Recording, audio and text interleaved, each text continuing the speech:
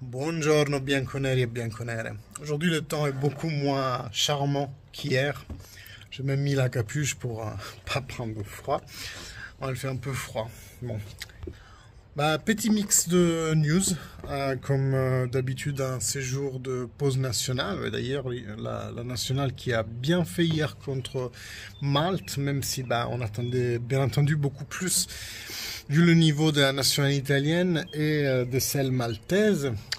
Il y a le jeune Retegui qui s'est mis en avant, enfin Mancini l'a vraiment mis en avant. Avant de parler de tout ça, like, commentaires, vous savez, c'est vos interactions qui font grandir la chaîne. Et je vous ferai une vidéo bientôt où je vous explique la monétisation sur YouTube, comme ça vous savez pourquoi je vous demande autant de liker et commenter. Je suis sûr il y en a qui le font tout le temps. Et il y a, dans mes visionnages, il doit y avoir des gens qui passent toujours à côté. Donc c'est vraiment important. Si vous voulez vraiment soutenir la chaîne et puis me faire un peu plaisir, parce que la reconnaissance sociale, on va pas se mentir, ça fait toujours plaisir. Un petit pouce, petit commentaire, dites coucou. Et puis abonnez à la chaîne si c'est toujours pas fait, vous activez les cloches, comme ça vous savez, même à partir de la République tchèque, vous serez mis au courant de toutes les vidéos que je fais, de tous les lives que je fais. Alors, Retegui, juste pour vous dire qu'est-ce que j'en pense moi un peu de Retegui, j'en pense rien, parce que c'est un jeune, parce qu'il doit faire ses preuves, tout comme Fagioli, Miretti avant lui, tout comme Casadei, que l'Inter a vendu pour 20 millions en Premier League, et dont aujourd'hui on entend mais rien du tout. Donc en Italie, et la presse italienne en général fait toujours la même erreur. Donner la une à des joueurs très très jeunes et qui n'ont aucune expérience, juste pour avoir la hype du nouveau nom. Et après, ces jeunes se perdent. Et se perdent en partie, pas totalement, mais en partie, vis-à-vis de ce traitement médiatique qui leur fait complètement perdre la boule, parce qu'ils ne sont pas prêts à assumer cette charge, vous comprenez? Donc pour moi c'est toujours mal quand un journal met en avant comme ça. Aujourd'hui les 3 journaux nationaux, il a fait 2 buts dans cette pause de la sélection nationale, mais il faut encore qu'il montre des choses. Donc pour moi, c'est plus, c'est ne pas lui rendre service, lui donner cette exposition médiatique. Je suis désolé. Et ça a été le cas avec beaucoup de jeunes avant lui. Et j'espère que c'est vraiment quelque chose qui va changer dans la mentalité italienne. Bon, 2 news aussi depuis la retraite de la Serbie. Kostic est rentré en Italie. Juste une inflammation au tendon d'Achille, rien à s'inquiéter. Ça pourrait même être le fameux, la fameuse excuse, non? La fameuse blessure qu'on sorte en national pour entrer en équipe, en club, quoi. Donc vraiment, il n'y a pas d'inquiétude d'avoir. Si au pire, il n'est pas là contre Verona, je pense que c'est le moindre des mots. Dans un mois, comme je vous l'avais cité il y a quelques vidéos, un mois qui va être infernal. S'il n'est pas là contre Verona, je pense qu'on va pouvoir s'en remettre. Surtout que Kostic, c'est un des joueurs qu'on a plus employé dans notre effectif. Vraiment une machine de guerre. Bref, on verra bien. En tout cas, ne vous inquiétez pas pour Kostic. Ce qui est plus inquiétant, c'est que Rabiot ne sera pas là. Enfin, il y a un vrai souci au milieu de terrain. Miretti et Fagioli ne sont pas au mieux. Ou alors juste Miretti, je ne sais plus. Mais bref, le vrai problème, c'est le milieu de terrain pour le match contre le Verona. Autre news, Conte a quitté le Tottenham d'un mutuel accord apparemment, donc ils se sont mis d'accord. Moi je pense qu'il faut jamais retenir quelqu'un contre son gré, que ce soit un joueur ou un entraîneur. Ce qui est dommage parce que en gros Conte c'est le 2e meilleur entraîneur du Tottenham dans les statistiques, hein. Je parle que de statistiques, alors que Pochettino il est aimé comme un dieu pour avoir réalisé une moyenne de points de 1,89. Conte il en est à 1,88, donc un dixième de point de moins. Mais voilà, il n'est pas du tout aimé à Tottenham. Ça doit être aussi par rapport à son caractère un peu compliqué. Donc là, en plus, Bayern Nagelsmann, c'est fini aussi. Et c'est Tuchel qui rejoint le Bayern. Ça, c'est un autre choix pour moi un peu incompréhensible parce que Nagelsmann, après un début un peu difficile et c'est normal, c'était son premier grand club et il est en train de très bien faire. Le Bayern cartonne en Bundesliga, c'est normal, mais cartonne surtout en Champions League. Donc voilà, le fait de vouloir le changer avec les mots qui ont été dits par Rummenigge, je trouve ça très très dur.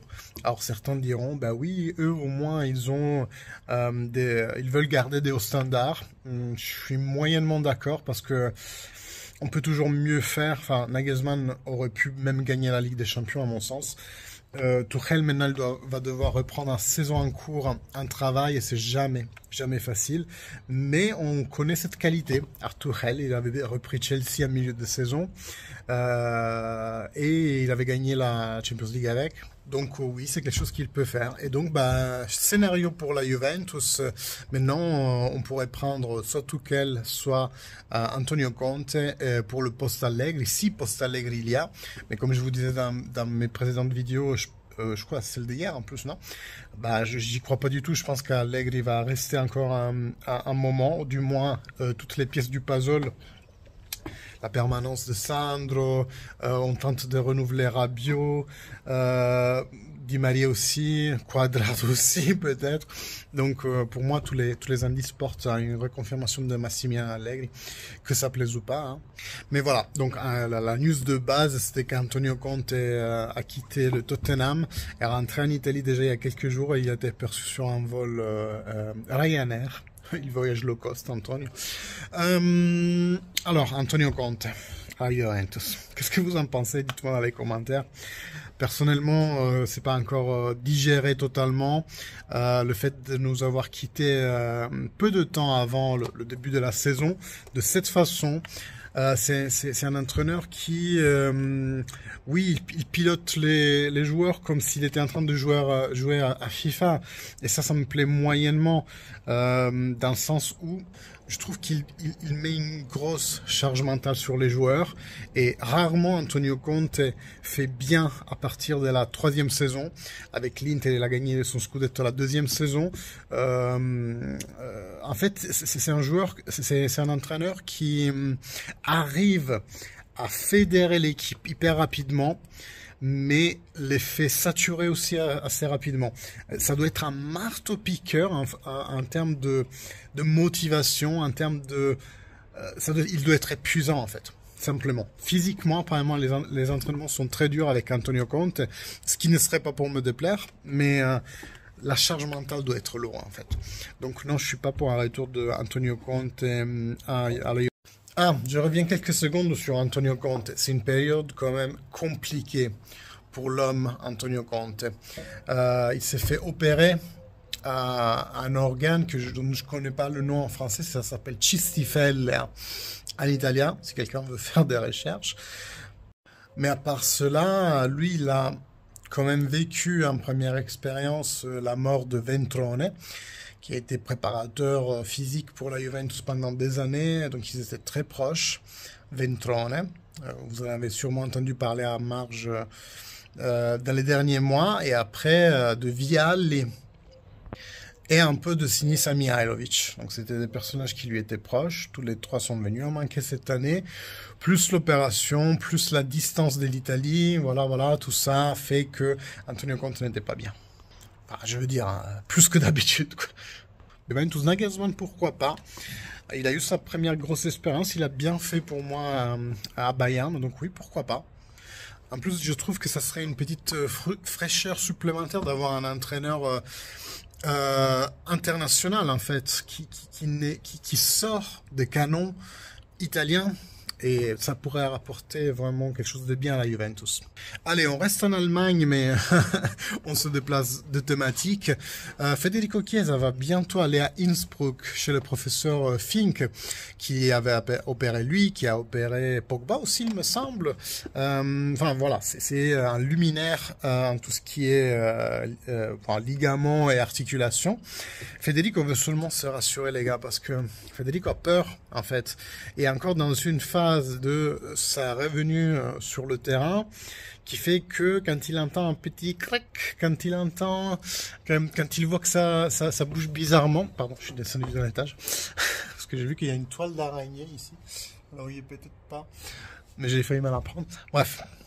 Donc Federico a peur, il veut se rassurer, du moins c'est ce qu'il nous raconte Balzarini, qui lui est très bien renseigné sur le monde Juve. Et Balzarini, c'est un journaliste de Sport Mediaset, il est toujours, dans presque tous les matchs, il est au bord de la pelouse avec l'entraîneur pour raconter ce qui se passe à bordo campo. Et donc il nous raconte que c'est juste un contrôle de routine, il n'est pas serein. Et donc il veut aller se faire dire par un luminaire que son genou va bien, vis-à-vis aussi du dernier contretemps physique qu'il a eu. Allez, encore 2 sujets. Donc il y a eu une interview de Fabio Capello, qui était entraîneur de la Juventus au moment des scélérats de Calciopoli. Et Capello, 20 ans après, nous dit fraîchement comme une rose que de son point de vue, ils avaient gagné 2 scudetti sur le terrain et qu'ils nous ont été pris 20 ans après. Alors qu'à l'époque, il a fait une scène muette, et il n'a rien dit. Il s'est un peu éclipsé de la chose, choix de carrière, hein. Même si je peux comprendre que tu évolues dans une fédération, et si la fédération a cette idée fixe de se débarrasser de la Juventus, et que toi tu veux continuer ta carrière, tu fais un peu profil bas, je peux comprendre. Mais 20 ans après, ça fait quand même beaucoup de parler de ça, quoi. Après, ça peut être aussi un signal comme quoi les choses sont en train de changer, surtout avec tout ce qui nous arrive en ce moment.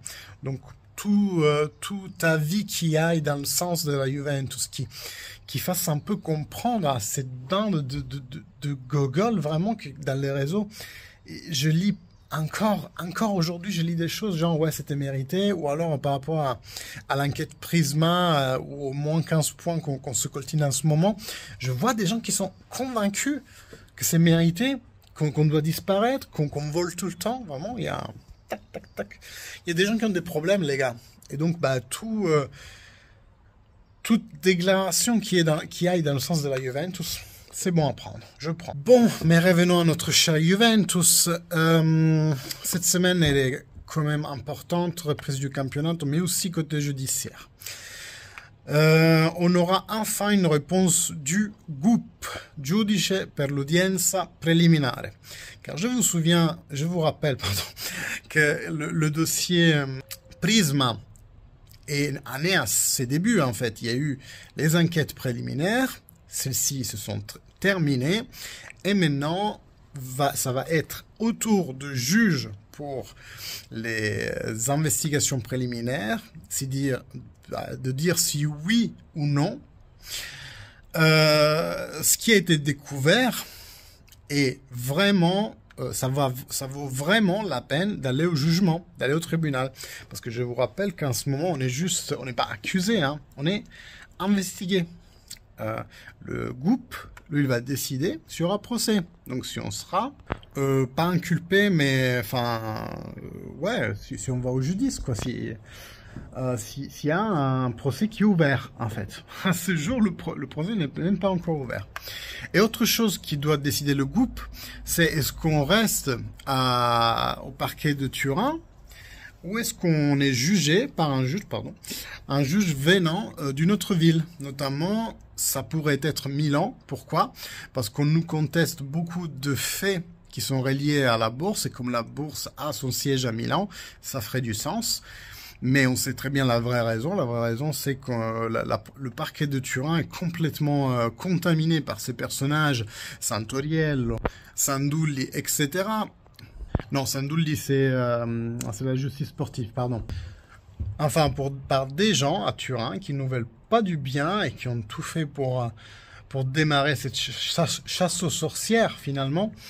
Et donc, c'est logique que la Juve demande.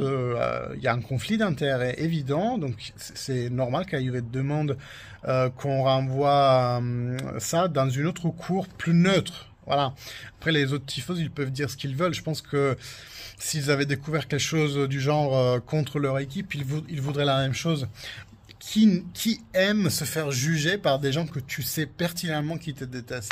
Ça serait fou, quoi. Donc voilà, le juge va statuer sur ça, si le procès continue ou pas dans la ville du Turin, ou s'il est transféré sur une autre ville. Et puis, la chose plus importante, s'il y a procès au final, parce que il se peut que le dossier soit clos, pile poil, qu'il y ait des chefs d'accusation qui soient enlevés, du genre non, les plus-values, vas-y, arrête de déconner, c'est pas la peine. Par contre, l'aggiotaggio, et ça je sais pas comment on dit en français, en fait la Juve est aussi accusée, et je pense que c'est un peu l'accusation un peu plus compliquée à démasquer. Je vous la fais courte, hein, les gars. La Juventus est cotée en bourse. Donc, toute communication sociale qu'elle fait, elle doit prendre en compte le fait que le cours de la bourse va changer vis-à-vis de cette communication. Exemple, pour la manœuvre salaire, et c'est pour ça qu'on nous inculpe, quand on a fait la communication disant que les joueurs avaient agréé, étaient d'accord avec le fait de s'écourter 4 mois de salaire et que ces 4 mois de salaire auraient été redonnés l'année prochaine, au moins 3. Ça, c'est le pacte qui a été fait avec le vestiaire et qui est sorti avec les conversations WhatsApp. Et c'est là qu'on dit que Deschi, Delict, tout ça, ont donné les conversations WhatsApp aux enquêteurs, mais à ce moment-là, la Juventus avait communiqué que sur les 4 mensualités, il y en avait maximum une qui aurait été rendue, ce qui fait que la Juve aurait eu moins de charges, dans la colonne moins comptable, à hauteur de, je sais pas si 40 ou 60 millions. Et donc, bah, c'est un gros bénéfice pour l'entreprise, ce qui fait que, après ça, la cotation en bourse aurait pu augmenter parce que plus de gens auraient investi dans la société. La valeur de l'entreprise aurait augmenté, sauf qu'il s'agirait, dans ce cas, d'une fausse communication, alors intentionnelle ou pas, on ne sait pas. Déjà, il faut prouver qu'il y a un dommage derrière aux actionnistes, parce que le dommage serait que si les joueurs m'ont dit, enfin, j'ai eu un accord avec les joueurs vis-à-vis du fait que de toute façon cet argent je vais le rendre, et que je dise à mes actionnaires ben non, je rends que un quart. Forcément, je suis en train de biaiser la perception des actionnaires sur l'état de santé de l'entreprise. Ça s'appelle aggiotaggio, fausse communication qui fasse léviter ta cotation en bourse. Et donc la Juventus est aussi accusée de ça. Et je vous disais, par rapport à ceux que je connais, et j'en ai lu beaucoup, même les actes juridiques eux-mêmes, bien, pour moi, c'est un peu l'accusation la plus lourde, celle qui peut vraiment faire du mal à la Juventus. Tout le reste, les plus-values, même la manœuvre salaire, manœuvre salaire, il y a des circonstances atténuantes. C'était la période Covid, on avait demandé à la FIGC, tous les clubs avaient demandé comment se comporter vis-à-vis de ça. La FIGC avait dit faites comme vous voulez. Et quand la Juve fait comme vous voulez, même ayant s'étant fait conseiller en fait par des gros cabinets d'expertise comptable comme Deloitte ou Ernst Young, eh bien on vient nous reprocher d'avoir fait des manœuvres comptables non standards en fait. Voilà. Mais ça peut se contester avec des expertises. Alors que l'aggiotaggio, la fausse communication, pour avoir un bénéfice en bourse, ça c'est un peu plus difficile. Faut-il encore prouver qu'il y a une autre communication que le chat WhatsApp qu'on nous avait montré, là où l'accord change entre les joueurs et la société.